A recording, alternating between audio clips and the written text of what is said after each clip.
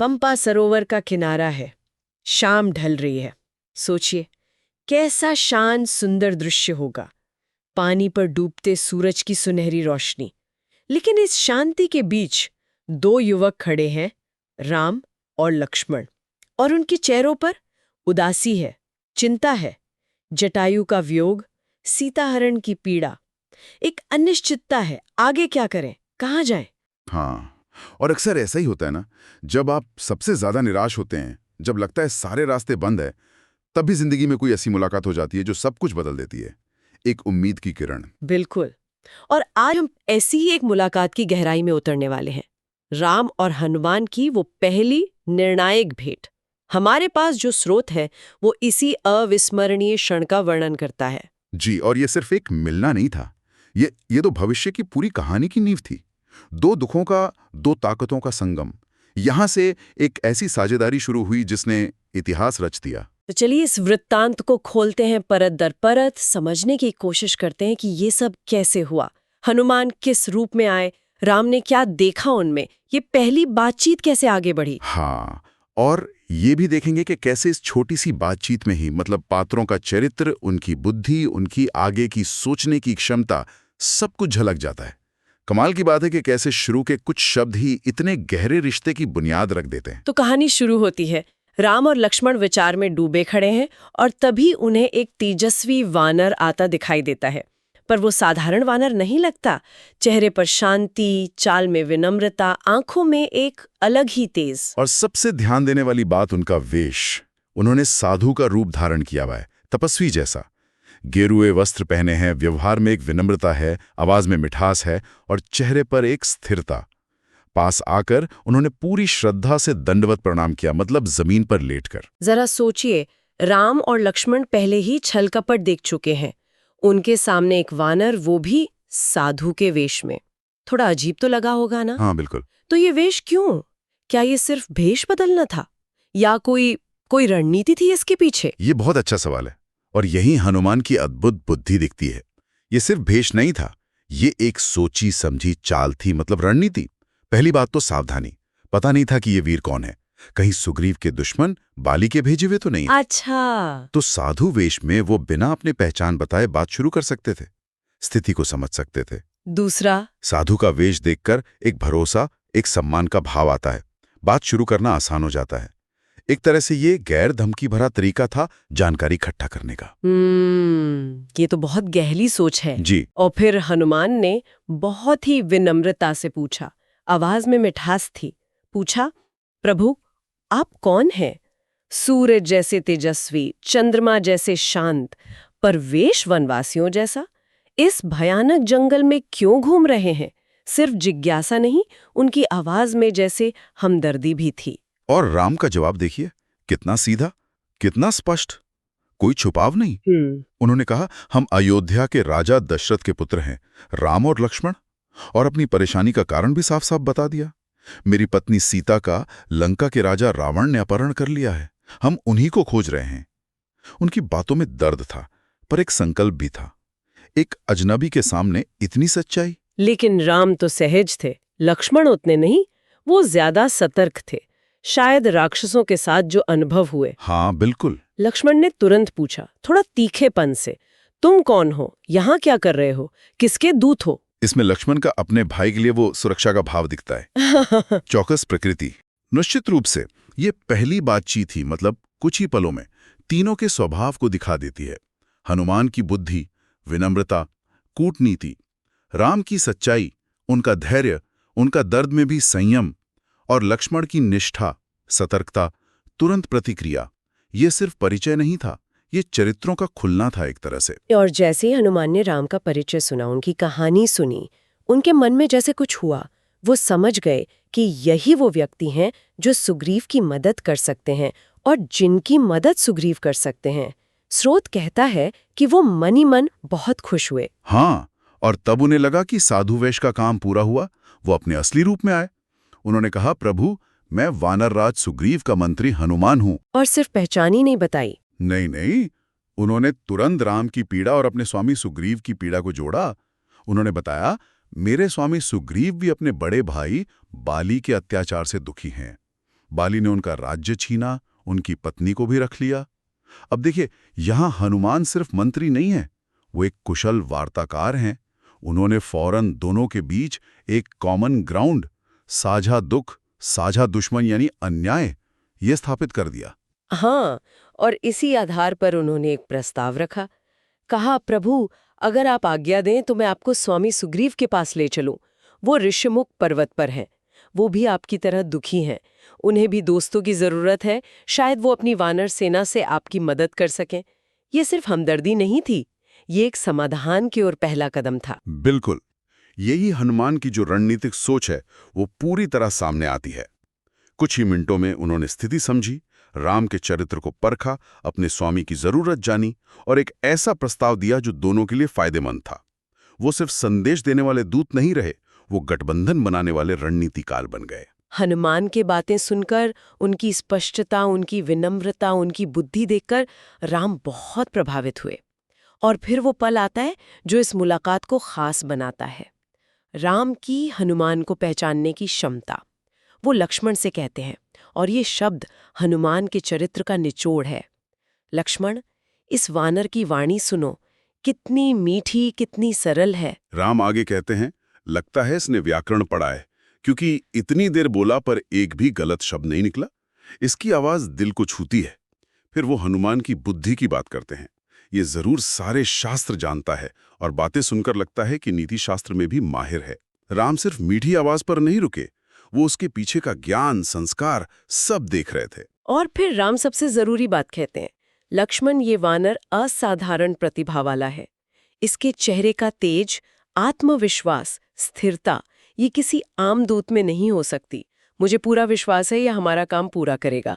सुग्रीव का ऐसा मंत्री हो तो उसका काम तो होना ही चाहिए ना। कमाल है, कुछ मिनटों की बातचीत में एक साधु वेश वाले वानर में इतनी गहराई देख लेना। ये राम की वो जो कहते हैं ना नर पारखी नजर, उसका सबसे बेहतरीन उदाहरण है। वो बाहरी रूप, वेशभूषा से आगे जाकर असल गुणों को पहचानते हैं। निष्ठा, बुद्धि, क्षमता। उन्होंने हनुमान की सरलता, शास्त्र ज्ञान, नीति निपुणता और कार्य साधक मतलब काम पूरा करने की क्षमता, इन सबको तुरंत पहचान लिया। ये सिर्फ तारीफ नहीं थी, ये एक लीडर की पहचान थी, सही साथी को चुनना। और इसी परख ने उस अटूट भरोसे की नींव रखी जो राम हनुमान रिश्ते का आधार बना। बिल्कुल, ये परख सच में अद्भुत है। और राम के इस भरोसे को हनुमान ने अपने अगले काम से और पक्का कर दिया। उन्होंने अपना वस्त्र जमीन पर बिछाया और राम लक्ष्मण से कहा कि वे उनके कंधों पर बैठ जाएं। कहा, प्रभु, यहाँ से ऋष्यमुख पर्वत का रास्ता बहुत कठिन है, उबड़-खाबड़ है, आपको कष्ट होगा। आप मेरे कंधों पर बैठे, मैं आपको जल्दी स्वामी के पास ले चलता हूँ। ये सिर्फ शारीरिक मदद का प्रस्ताव नहीं था, इसका मतलब कहीं गहरा था। यह हनुमान का पूरा समर्पण दिखाता है, उनकी सेवा भावना और राम के लिए उनके मन में जो एक ईश्वर जैसा भाव पैदा हो गया था, उसे दिखाता है। अपने स्वामी या भगवान को कंधे पर बिठाना ये सेवा का शिखर माना जाता है। मतलब हनुमान ने राम को सिर्फ दोस्त या सहयोगी नहीं माना, उन्होंने उन्हें प्रभु मान लिया था। इस एक काम से उन्होंने राम के भरोसे को सही साबित कर दिया। कहा जाता है कि हनुमान की ये भक्ति, ये निष्ठा देखकर राम का दिल भर आया। वो बहुत खुश हुए। उन्हें लगा कि हाँ, एक ऐसा साथी मिला है जो काबिल भी है और पूरी तरह समर्पित भी। उन्होंने हनुमान की बात मान ली और हनुमान उन दोनों को कंधों पर बिठाकर पर्वत की ओर उड़ चले। ये सिर्फ एक भौतिक यात्रा नहीं थी, ये भरोसे की यात्रा की शुरुआत थी। जो बातचीत थोड़ी दूरी से शुरू हुई थी, वो अब पूरे विश्वास और अपनेपन में बदल गई थी। हनुमान का कंधा अब सिर्फ सवारी नहीं था, वो उस पुल का पहला पत्थर था जो राम को सीता तक ले जाने वाला था। रास्ते में जब हनुमान उन्हें लेकर जा रहे थे तो वो चुप नहीं रहे। उन्होंने इस समय का इस्तेमाल राम को सुग्रीव की पूरी कहानी सुनाने में किया। बताया कि कैसे किष्किंधा के राजा बाली ने अपने छोटे भाई सुग्रीव के साथ अन्याय किया। हाँ, उन्होंने विस्तार से बताया कि कैसे बाली एक गुफा में राक्षस से लड़ने गए, बहुत देर तक नहीं लौटे, तो सुग्रीव ने उन्हें मारा समझकर गुफा बंद कर दी और राज संभाल लिया। लेकिन बाली वापस आ गए और उन्होंने सुग्रीव को गलत समझा, उन्हें राज्य से निकाल दिया और उनकी पत्नी रुमा को भी छीन लिया। और ये भी बताया कि बाली के डर से सुग्रीव अपने कुछ भरोसेमंद साथियों के साथ ऋष्यमुख पर्वत पर छुपे हैं, क्योंकि एक श्राप की वजह से बाली वहां नहीं आ सकता। तो ये कहानी सुनाने का क्या मतलब था? सिर्फ अपने मालिक का दुखड़ा सुनाना? नहीं, इसका मकसद बहुत सोचा समझा था, रणनीतिक था। हनुमान जानते थे कि राम धर्म के रास्ते पर चलने वाले हैं, वो न्याय का साथ देंगे। तो सुग्रीव की कहानी सुनाकर, खासकर बाली के अन्याय, राज्य हड़पना, भाई की पत्नी छीनना पर जोर देकर हनुमान राम के मन में सुग्रीव के लिए सहानुभूति पैदा कर रहे थे। वो ये साबित कर रहे थे कि सुग्रीव पीड़ित हैं और न्याय के हकदार हैं। ये राम को सुग्रीव से दोस्ती करने के लिए एक नैतिक, एक धार्मिक आधार दे रहा था। ये बाली के खिलाफ राम को तैयार करने की एक प्रक्रिया थी। और सुग्रीव की ये कहानी सुनकर, खासकर पत्नी के बिछड़ने का दुख सुनकर, राम की क्या प्रतिक्रिया हुई? वो तो खुद उसी दर्द से गुजर रहे थे। राम जो खुद सीता के वियोग में थे, वो सुग्रीव के दर्द को बहुत गहराई से महसूस कर पाए। उनके मन में सुग्रीव के लिए करुणा और बाली के अन्याय के लिए गुस्सा आया। उन्होंने तुरंत एक पक्का इरादा किया और हनुमान से कहा, हनुमान, तुम्हारी बात सुनकर बहुत दुख हुआ। अपराधी को सजा मिलनी ही चाहिए और दुखी को सहारा देना ही क्षत्रिय का धर्म है। और उन्होंने साफ भरोसा दिलाया, तुम सुग्रीव से कहना कि राम उनसे दोस्ती करने आए हैं। अगर वो सच और धर्म के रास्ते पर हैं, तो मैं बाली को मारकर उन्हें उनका राज्य और पत्नी वापस दिलाने में पूरी मदद करूंगा।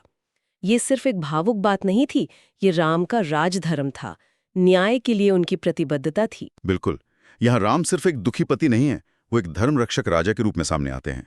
वो अपने निजी दुख को न्याय के बड़े सिद्धांत से जोड़ते हैं। उनका यह वादा सिर्फ सुग्रीव के लिए नहीं, ये अन्याय के खिलाफ धर्म को स्थापित करने का संकल्प है। ये दोस्ती की संधि को एक नैतिक ऊंचाई देता है। ये सिर्फ दो लोगों का मिलना नहीं, ये धर्म और अधर्म की लड़ाई की तैयारी है। और इसी पक्के इरादे और नए भरोसे के साथ वो ऋष्यमुख पर्वत के पास पहुंचते हैं। हनुमान आगे जाकर सुग्रीव को ये अच्छी खबर देते हैं। स्रोत इस पल को एक नए मित्रता युग की शुरुआत कहता है। पंपा सरोवर पर हुई वो एक मुलाकात, कितना कुछ बदल गया उससे। का वो टर्निंग पॉइंट है जहां निराशा उम्मीद में बदलती है, जहां दिशाहीनता को एक लक्ष्य मिलता है।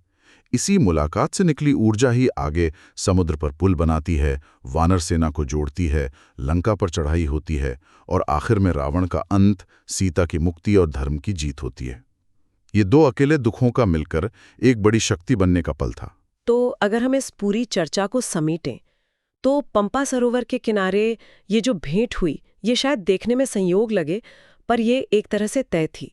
इसमें हनुमान की बुद्धि, उनकी विनम्रता, उनकी रणनीति सामने आई और साथ ही राम की वो अद्भुत परखने की शक्ति, उनकी सच्चाई, उनका धर्म, ये सब दिखा। और इन दोनों के मिलने से एक ऐसे अटूट बंधन की नींव पड़ी जिसने सब कुछ बदल दिया। हाँ, और इस कहानी का निचोड़ शायद यही है कि मुश्किल हालात में भी सही इंसान को, उसकी काबिलियत को, उसकी सच्ची निष्ठा को पहचानना कितना जरूरी है। हनुमान का वेश एक रुकावट बन सकता था, पर राम ने उसके पार देखा।